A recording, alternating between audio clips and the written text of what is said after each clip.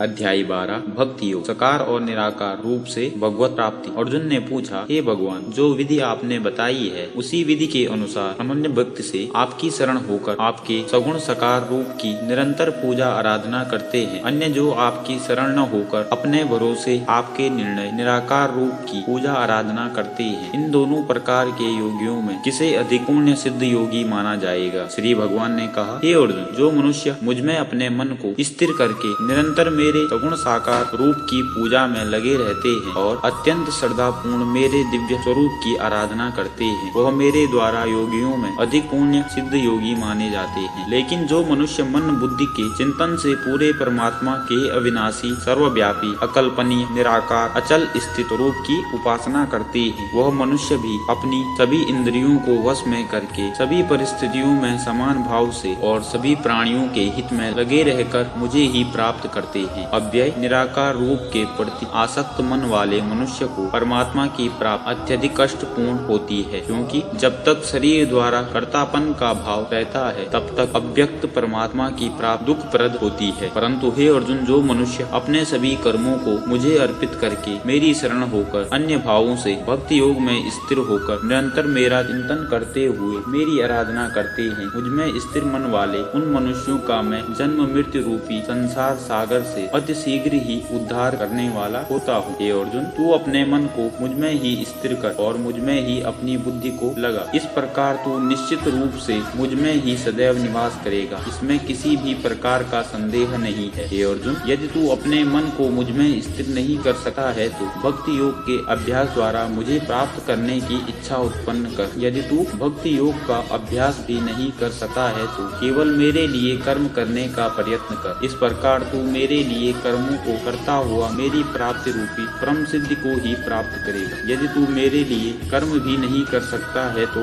मुझ पर आश्रित होकर सभी कर्मों के फलों का त्याग करके समर्पण के साथ आत्म स्थित महापुरुष की शरण ग्रहण कर। उनकी प्रेरणा से कर्म स्वतः ही होने लगेंगे। बिना समझे मन को स्थिर करने के अभ्यास से ज्ञान का अनुशीलन करना श्रेष्ठ है। ज्ञान से ध्यान श्रेष्ठ समझा जाता है और ध्यान से सभी कर्मों के फलों का त्याग श्रेष्ठ है, क्योंकि ऐसे त्याग से शीघ्र ही परम शांति की प्राप्ति होती है। भक्ति में स्थिर मनुष्य के लक्षण। जो मनुष्य किसी से द्वेष नहीं करता है, सभी प्राणियों के प्रति मित्र भाव रखता है, सभी जीवों के प्रति दया भाव रखता है, सभी प्राणियों के प्रति दया भाव रखने वाला है, मन में ममता से मुक्त, मिथ्या अहंकार से मुक्त, सुख और दुख को समान समझने वाला और सभी के अपराधों को क्षमा करने वाला है। जो मनुष्य निरंतर भक्ति भाव में स्थिर रहकर सदैव प्रसन्न रहता है, दृढ़ निश्चय के साथ मन सहित इंद्रियों को वश किए रहता है और मन एवं बुद्धि को मुझे अर्पित किए हुए रहता है, ऐसे भक्त मुझे प्रिय होते हैं। जो मनुष्य ना तो किसी के मन को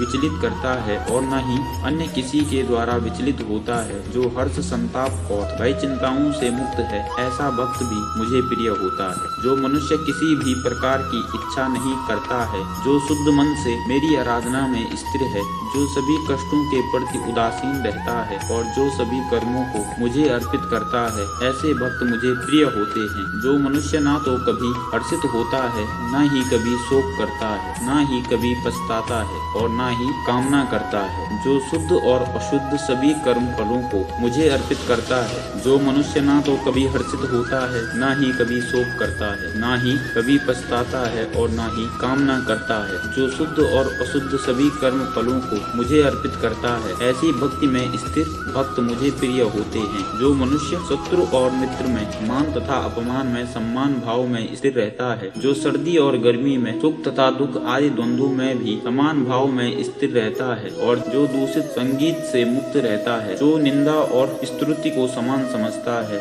जिसकी मन सहित सभी इंद्रियां शांत हैं, जो हर प्रकार की परिस्थिति में सदैव संतुष्ट रहता है और जिसे अपने निवास स्थान में कोई आसक्ति नहीं होती है, ऐसा स्थिर बुद्धि के साथ भक्ति में स्थित मनुष्य मुझे प्रिय होता है। परंतु जो मनुष्य इस धर्म रूपी अमृत का ठीक उसी प्रकार से पालन करते हैं जैसा मेरे द्वारा कहा गया है, और जो पूर्ण श्रद्धा के साथ मेरी शरण ग्रहण किए रहते हैं, ऐसी भक्ति में स्थित भक्त मुझको अत्यधिक प्रिय होते हैं। इस प्रकार उपनिषद, ब्रह्म विद्या तथा योग शास्त्र रूप श्रीमद् भगवत गीता के श्री कृष्ण अर्जुन संवाद में भक्ति योग नाम का 12वां अध्याय संपूर्ण हुआ। मिलते हैं आप सभी से भगवत गीता के 13वें अध्याय में। तब तक के लिए अगर आपको यह वीडियो पसंद आया हो तो वीडियो को लाइक, कमेंट और शेयर कीजिए और चैनल को सब्सक्राइब कीजिए। मिलते हैं अगली वीडियो में, तब तक के लिए राधे राधे।